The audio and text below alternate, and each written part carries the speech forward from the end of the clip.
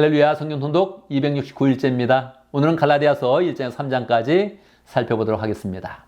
갈라디아서는 사도 바울이 AD 56년경에 갈라디아 지역에 있는 교회들에게 쓴 서신서입니다.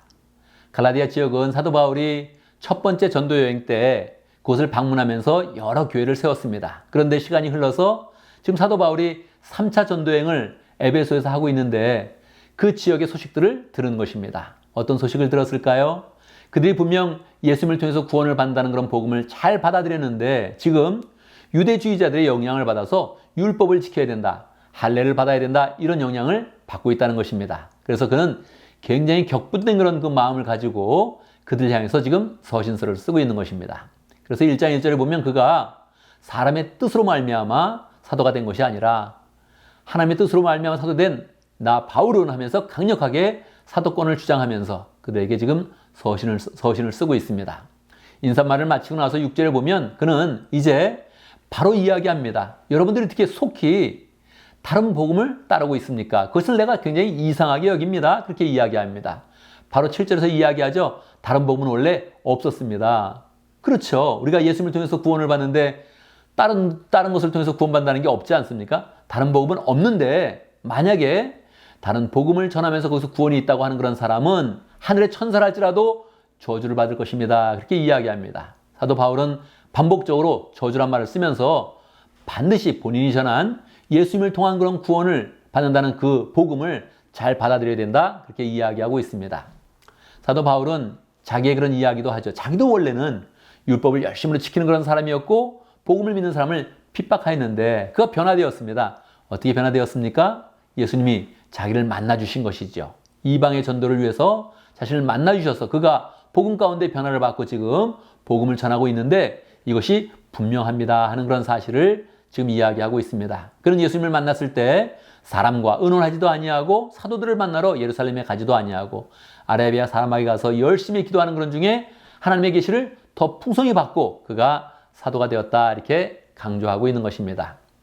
2장에 보면 그가 조금 더 이제 분명한 그런 복음의 원리를 설명하고 있습니다. 왜냐하면 지금 본인의 그런 경험을 통해서만 이야기했는데 이미 벌써 사도행전 15장에 보면 예루살렘 공회가 있지 않았습니까? 사도 바울이 바나바와 디도와 함께 예루살렘에 올라가서 예수님의 동생 야고보와 베드로와 여러 사도들과 심지어는 유대주의자들도 다 모여가지고 함께 회의를 한 것입니다. 이것이 예루살렘 공회라고 이렇게 이야기하고 있죠.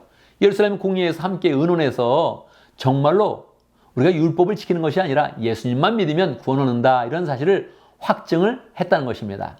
이 사실을 알려주면서 바울은 한 번 더 강조하고 있습니다.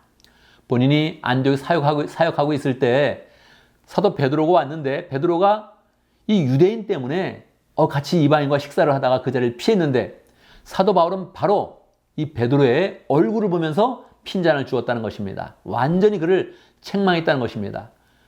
당신이 어떻게 지금 이 자리를 피하느냐, 어떻게 이렇게 위선적인 그런 모습을 보이느냐 하면서 완전히 책망을 했다는 것입니다. 그 자리에 바나바도 있었는데 바나바도 영향을 받았는데 바나바도 책망을 했다는 것이죠.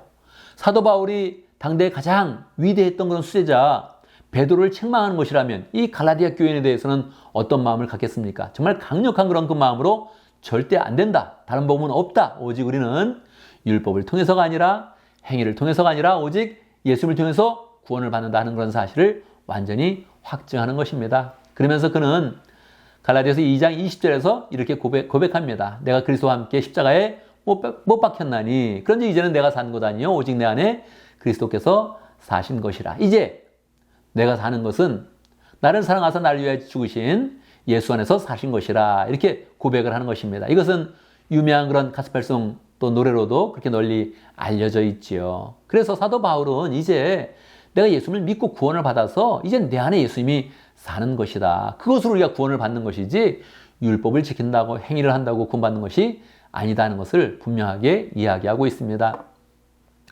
3장에 가면 이제 갈라디아 교인들에게 더 정확하게 그들의 그런 그 마음을 호소하면서 이 복음의 그런 원리를 설명하고 있습니다. 1절에 보면 예수 그리스도께서 십자가 못 박힌 것이 눈에 선한데 누가 여러분을 홀렸습니까? 그렇게 반복해서 묻고 있습니다. 또 3절에 보면 여러분이 그렇게도 어리석습니까? 이렇게 묻고 있습니다. 이 사도 바울의 그런 그 마음이 어떠한지를 분명히 알 수 있죠. 그들은 분명히 성령으로 시작을 하였는데 지금 육체로 변화되었다는 것입니다. 그러니까 묻는 것입니다. 여러분이 성령으로 시작하였는데 복음으로 시작해서 믿음으로 구원받는 길을 열어놨는데 근데 여러분이 지금 행위로 가가지고 멸망의 길을 가겠습니까? 그렇게 반복적으로 계속 묻고 있는 것입니다. 그러면서 쭉 복음의 원리를 설명을 하죠. 24절에 보면 율법은 그리스도가 오실 때까지 우리에게 개인교사 역할을 하였습니다. 그렇게 이야기하는 것입니다. 예수님도 율법의 영향을 받으면서 태어나셨고 우리가 분명히 율법의 영향을 받고 있지만 그것은 개인교사처럼 있는 것이지 우리를 구원하는 것이 아니다는 것을 명확하게 알려주고 있는 것입니다. 그래서 분명히 25절에서 우리가 지금 이제 개인교사의 그런 아래에 있지 않고 우리는 하나님의 그런 상속자로서 하나님의 은혜 가운데 있습니다 하는 것을 강조하고 있는 것입니다. 자, 이렇게 갈라디아서는 계속적으로 그가 복음을 얼마나 사랑하는지, 얼마나 중요시 여기는지를 분명히 알려주면서 갈라디아 교인들이 율법을 따르지 않고 전통을 따르지 않고 오직 복음을 굳게 잡아서 구원의 길을 가라는 것을 강력하게 강조하고 있습니다. 우리는 내일부터 4장에서 6장까지 살펴보면서 갈라디아서 전체를 마치도록 하겠습니다. 감사합니다.